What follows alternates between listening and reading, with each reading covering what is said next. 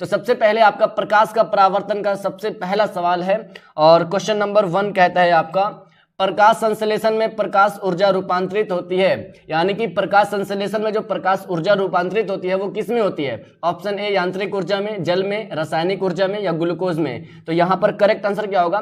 मैं आपके लिए सिर्फ 5 सेकंड वेट करूंगा, ठीक है, और 5 सेकंड के अंदर में आपका आंसर हो जाना चाहिए।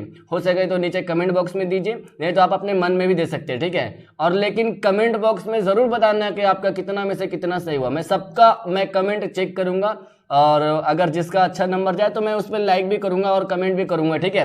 तो देखो पहला का जो आंसर क्या होगा, प्रकाश संश्लेषण में प्रकाश ऊर्जा रूपांतरित होती है, तो ऑप्शन हमारा हो जाएगा सही यहाँ पर ऑप्शन सी, रासायनिक ऊर्जा में, ठीक है। इस क्वेश्चन का सी ऑप्शन हमारा राइट आंसर होगा। इसके बाद देखिए क्वेश्चन नंबर 2। क्वेश्चन नंबर 2 कहता है इनमें स्वपोषी कौन है? इनमें स्वपोषी कौन है? ऑप्शन देखिए हरे पौधे, कीट, मछली और यहाँ पर देखो ऑप्शन डी है इनमें से सभी। तो देखो स्वपोषी आपको बताना है, इनमें से स्वपोषी जो है सभी हो जाएगा, ठीक है। हरे पौधे, कीट, 1 मिनट, यहाँ पे स्वपोषी ए होगा राइट आंसर, हरे पौधे, ठीक है। इनमें से स्वपोषी कौन है? हरे पौधे। उम्मीद है कि आपका यहाँ पर राइट आंसर क्या होगा, ठीक है। देखिए 2 सवाल अभी हुआ है, उम्मीद है कि सारा क्वेश्चन आपका सही होगा। अब उसके बाद आगे देखिए कुछ क्वेश्चन हार्ड भी आने वाला है, तो आप उसको कोऑपरेट कीजिएगा थोड़ा सा, ठीक है। क्वेश्चन नंबर 3 देखिए, हरे पौधे में संरक्षित आंतरिक ऊर्जा किस रूप में होता है? हरे पौधे में जो आंतरिक ऊर्जा होता है वो किस रूप में होता है? वसा के रूप में या प्रोटीन के रूप में या जल के रूप में या मंड के रूप में? इसका करेक्ट आंसर होगा हमारा ऑप्शन नंबर डी, मंड के रूप में, ठीक है। मंड के रूप में इसका जो आंतरिक ऊर्जा होता है मंड के रूप में, इसका राइट आंसर होगा ऑप्शन नंबर डी। उसके बाद क्वेश्चन नंबर 4 देखिए, सारा क्वेश्चन का आंसर आप दीजिएगा, ठीक है। अगला क्वेश्चन देखिए, निम्नलिखित में कौन एक उभयलिंगी जंतु है? इन चारों ऑप्शन में से उभयलिंगी जंतु कौन है? केंचुआ, मछली, शेर, बकरी। चलो मैं आपके लिए रुकता हूं 5 सेकंड और सोचिए आंसर क्या होगा इसका आंसर।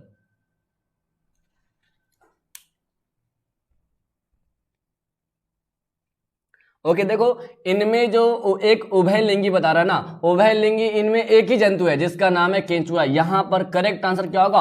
ऑप्शन नंबर ए हमारा राइट होगा। इसके बाद आगे देखते हैं क्वेश्चन नंबर 5। क्वेश्चन नंबर 5 कहता है मछलियों में श्वसन होता है। मछलियों में श्वसन किसके द्वारा होता है, ठीक है। ऑप्शन देखिए, ट्रैकिया के द्वारा, फेफड़े के द्वारा, शरीर की सतह के द्वारा या गिल्स के द्वारा। तो इसका आंसर बिल्कुल देखते ही मारोगे आप लोग। चलो फिर भी आंसर बताओ इसका, मछलियों में श्वसन होता है किसके द्वारा?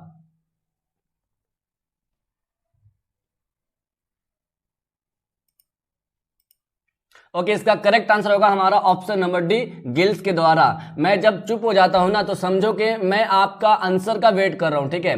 मैं आपका आंसर देने का टाइम दे रहा हूं, इसी के बीच आपको आंसर बताना है। ओके, गिल्स के द्वारा मछलियों में श्वसन होता है। इस क्वेश्चन का करेक्ट आंसर होगा हमारा ऑप्शन नंबर डी। उसके बाद देखते हैं क्वेश्चन नंबर 6। क्वेश्चन नंबर 6 आपके स्क्रीन पर हाजिर है। क्वेश्चन कहता है मनुष्य में वृक्क एक तंत्र का भाग है जो संबंधित है। मनुष्य में एक वृक्क है जो कि एक तंत्र का भाग है और जो रिलेटेड है, जो संबंधित है किससे? पोषण से, श्वसन से, उत्सर्जन से या परिवहन से। तो 6 का क्या आंसर होगा जल्दी से कमेंट बॉक्स में बताओ। और अभी हम लोग 6 क्वेश्चन पार करने वाले हैं और मुझे सब पर भरोसा है कि सब 6 में से 6 सही किए होंगे, ठीक है। गलत मत करना एक भी, ओके। अगर हल्का सा भी कंफ्यूजन होना तो देर में आंसर दो लेकिन सही देना, ओके। 6 का राइट आंसर होगा हमारा option number 6, option number C होगा करेक्ट आंसर, परिवहन में। मनुष्य में वृक्क एक तंत्र का भाग है जो संबंधित है परिवहन से। इसका राइट आंसर होगा हमारा ऑप्शन नंबर डी। 1 मिनट, नहीं, इसका ऑप्शन सी राइट आंसर होगा, ठीक है। ऑप्शन सी राइट आंसर होगा, उत्सर्जन से संबंधित है। सॉरी, वृक्क एक तंत्र का भाग है जो संबंधित है उत्सर्जन से। इसका राइट आंसर होगा C. Okay dear, C option right होगा।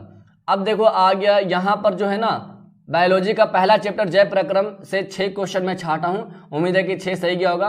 अब मैं आ गया हूँ रासायनिक समीकरण, जो कि केमिस्ट्री का पहला लेसन है। रासायनिक समीकरण, उनका पहला नंबर सवाल आपके स्क्रीन पर हाजिर है। और क्वेश्चन नंबर कहता है 7, Zn plus CuSO4 arrow ZnSO4 plus Cu, ये एक अभिक्रिया है, ठीक है, जो कि रासायनिक अभिक्रिया है। और ये बताना है कि ये कौन सी अभिक्रिया है, ठीक है, ये कौन सी अभिक्रिया है। Zn देखो, Zn जो है किसके साथ मिला जाकर के, SO4 के साथ मिला और Cu अलग, यानी कि जिंक और SO4 मिल गया, कॉपर अलग हो गया। अब बताओ ये कौन सा अभिक्रिया है? तो ये है डियर हमारा, इसका करेक्ट आंसर होगा बी ऑप्शन, ये है विस्थापन अभिक्रिया। विस्थापन अभिक्रिया इसका right answer option number B हो जाएगा।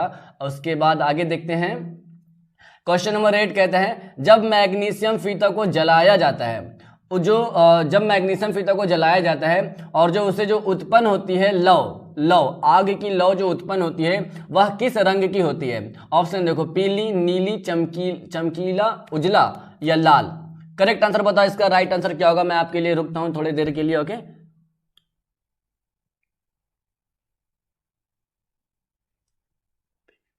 ओके, इसका राइट आंसर होगा हमारा ऑप्शन नंबर सी, चमकीला उजला। जब मैग्नीशियम फीता को जलाया जाता है और जो उत्पन्न जो आग होती है उसका जो कलर होता है वो चमकीला उजला होता है। इस क्वेश्चन का करेक्ट आंसर हमारा ऑप्शन नंबर सी हो जाएगा।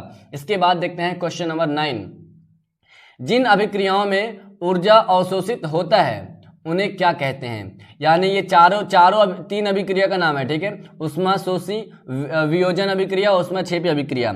और जिस अभिक्रियाओं में ऊर्जा जो है अवशोषित होती है, अवशोषित का मतलब क्या होता है पता है आपको? अपने तरफ आकर्षित करती है, ठीक है। उन्हें क्या कहते हैं? तो अब देखो यहाँ पर 9 का जो करेक्ट आंसर होगा ऑप्शन नंबर ए होगा, उष्माक्षेपी अभिक्रिया, ठीक है। उष्माक्षेपी अभिक्रिया कहते हैं, यानी कि यहाँ पर हमारा ऑप्शन नंबर ए हमारा राइट हो जाएगा। अब देखो ये बहुत ही इंपॉर्टेंट क्वेश्चन है। क्वेश्चन कहता है संगमरमर का रासायनिक सूत्र, संगमरमर का रासायनिक सूत्र क्या होगा? चलो जल्दी बताओ, इसके लिए मैं आपको देता हूं 10 सेकंड का टाइम और इसी के बीच आपको आंसर बताना है। ओके,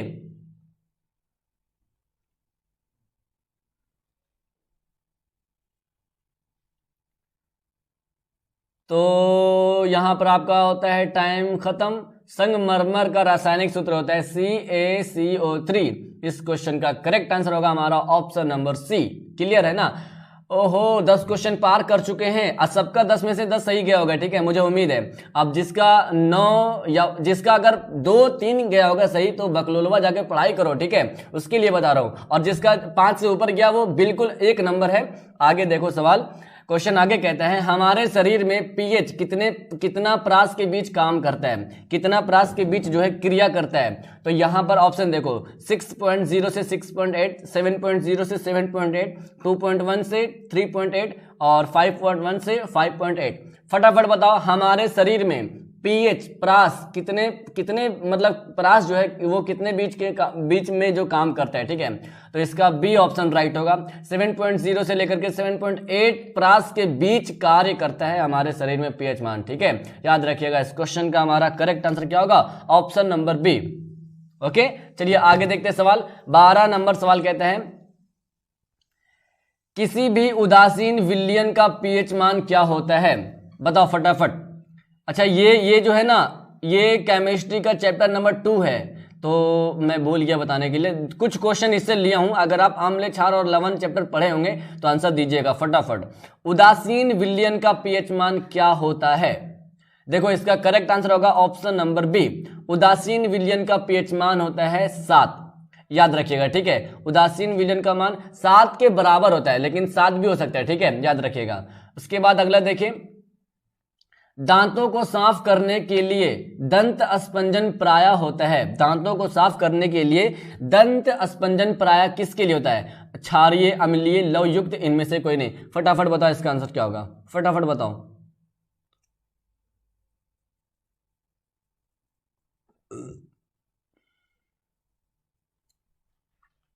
ओके, देखो इसका राइट आंसर होगा हमारा ऑप्शन नंबर ए, क्षारीय होता है। दांतों यानी कि सुबह सुबह जब उठते हैं आप अपने मुंह को धोते हैं तो जो पहले जो मुंह में रहता है वो अम्लीय रहता है, और जब ब्रश करते हैं कोलगेट वो क्षारीय रहता है, तभी तो अम्लीय को खत्म करता है। तो दांतों को साफ करने के लिए, दंत अस्पंजन के लिए क्षारीय का इस्तेमाल होता है। इस क्वेश्चन का ए ऑप्शन हमारा राइट आंसर होगा, ठीक है। अच्छा, एक बार इसमें थोड़ा समझ लो, इसमें ये उदासीन विलयन का पीएच मान 7 कैसे हुआ? मैं आपको थोड़ा सा एक ट्रिक बताता हूं जिससे कि आप याद रखिएगा, ठीक है। एक छोटा सा देखो, ये एक लाइन है, ठीक है। अब यहां से एक, इसमें क्या होता है उदासीन विलयन, एक अम्लीय होता है, एक क्षारीय होता है, एक उदासीन होता है, 3 होता है, ठीक है। और तीनों को बता रहा हूं, ठीक है। जैसे देखो यहाँ ये शुरू करिएगा यहाँ से 1 2 3 4 से लेकर के पहुंचिएगा यहाँ पर 6 तक, ठीक है। और ये जो है ना ये पूरा 7 है। अब 7 से लेकर के यहाँ से बढ़िए 8 9 10 11, यहाँ से बढ़िए पूरा, यहाँ से जितना भी बढ़ सकते हैं आप, ठीक है, जितना भी बढ़ सकते हैं।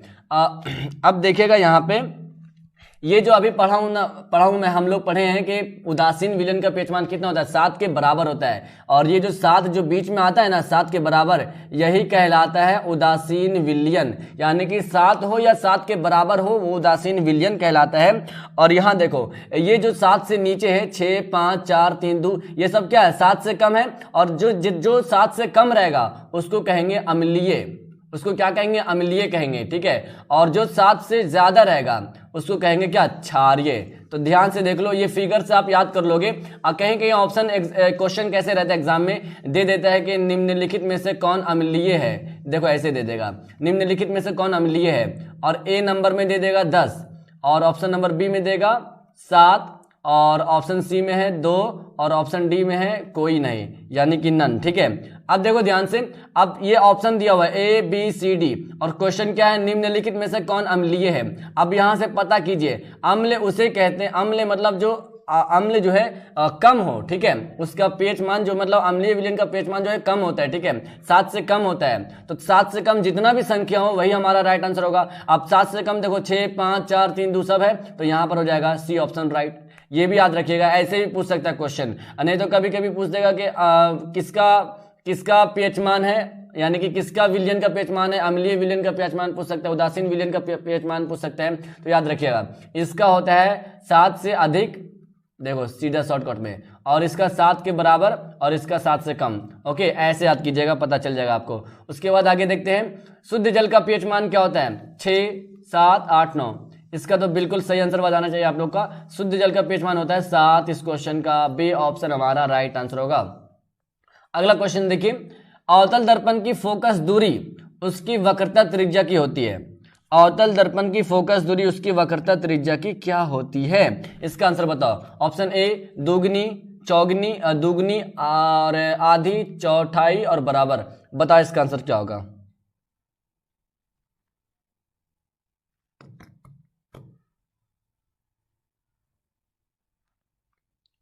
देखो इसका राइट आंसर होगा हमारा ऑप्शन नंबर बी, अवतल दर्पण की फोकस दूरी और उसके वक्रता त्रिज्या की आधी होती है। इसका राइट आंसर होगा हमारा ऑप्शन नंबर बी, याद रखिएगा। उसके बाद देखते हैं क्वेश्चन नंबर 16। बस 20 क्वेश्चन है, 4 क्वेश्चन और है, बेसब्री से इंतजार कीजिए, धैर्य रखिए अपने पे, ठीक है। और आप उम्मीद है कि 15 में से 15 सही किए होंगे। जितना भी सही किए नीचे कमेंट में मैं बताऊंगा, जब पूछूंगा तो बताना, ओके। 16 नंबर सवाल कहता है लेंस की क्षमता का SI मात्रक क्या है। ऑप्शन आपके सामने है और आंसर मुझे दीजिए, फटाफट बताओ। आप अपने माइंड में बताओ कि A B C D इन तीनों चारों में से क्या आंसर होगा। लेंस की क्षमता का SI मात्रक क्या है।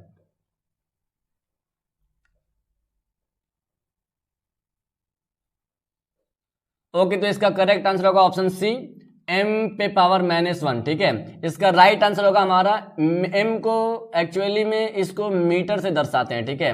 तो यहां पर हमारा क्या होगा, m पे पावर -1 लेंस की क्षमता का SI मात्रक है। इस क्वेश्चन का सी ऑप्शन हमारा राइट होगा। उसके बाद बढ़ते हैं हम लोग क्वेश्चन नंबर 17। 17 नंबर सवाल कहता है लेंस में मुख्य फोकस की संख्या कितनी होती है। लेंस में मुख्य फोकस की संख्या, ठीक है, फोकस। ऑप्शन देखो 2 1 3 और इनमें से कोई नहीं। लेंस में मुख्य फोकस की संख्या, तो यहां पर लेंस में मुख्य फोकस की संख्या होती है 2। तो यहां पर हमारा करेक्ट आंसर क्या होगा, ऑप्शन नंबर हो जाएगा ए। प्रकाश का परावर्तन का नियम कितने, प्रकाश का परावर्तन कितने नियम होते हैं, 2 नियम। प्रकाश का अपवर्तन का कितने नियम होते हैं, 2 नियम। ये सारा याद करिएगा। और लेंस के मुख्य फोकस की संख्या कितनी होती है, 2 होती है। आगे देखते हैं, प्रकाश परावर्तन के नियम से निर्धारित होती है। परावर्तन के नियम से निर्धारित होती है, मतलब परावर्तन किसे कहते हैं वो दे रहा। ऑप्शन ए देखो, आपतन कोण बराबर परावर्तन कोण, परावर्तन कोण बराबर अपवर्तन कोण, आपतन कोण बराबर विचलन कोण, इनमें से कोई नहीं, ठीक है। अब देखिए परावर्तन कोण के मतलब परावर्तन कोण, इसका आंसर क्या होगा ये बताओ। 18 का करेक्ट आंसर होगा हमारा ऑप्शन नंबर ए, आपतन कोण बराबर परावर्तन कोण। यही निर्धारित करती है प्रकाश के नियम, ठीक है। इस क्वेश्चन का हमारा ए ऑप्शन राइट हो जाएगा। इसके बाद आगे देखते हैं, समतल दर्पण द्वारा बना प्रतिबिंब होता है। समतल दर्पण के द्वारा बना प्रतिबिंब कैसा होता है, वास्तविक, काल्पनिक, दोनों, इनमें से कोई नहीं। तो देखो इसका आंसर क्या होगा, फटाफट बताओ। बस 19 सवाल तक पहुंच चुके हैं, 20 सवाल पहुंचने वाले हैं, देर मत कीजिएगा। समतल दर्पण के द्वारा बना प्रतिबिंब हमेशा क्या होता है, काल्पनिक होता है। इस क्वेश्चन का हमारा बी ऑप्शन राइट हो जाएगा। उसके बाद आगे देखते हैं, फोटोग्राफी कैमरा का अभिदृश्य होता है। फोटोग्राफिक कैमरा का अभिदृश्य कैसा होता है, उत्तल लेंस, अवतल लेंस, उत्तल दर्पण और अवतल दर्पण, बताओ। और ये लास्ट क्वेश्चन है, आंसर सही आना चाहिए। मतलब फोटोग्राफी में जो लेंस लगता है, लेंस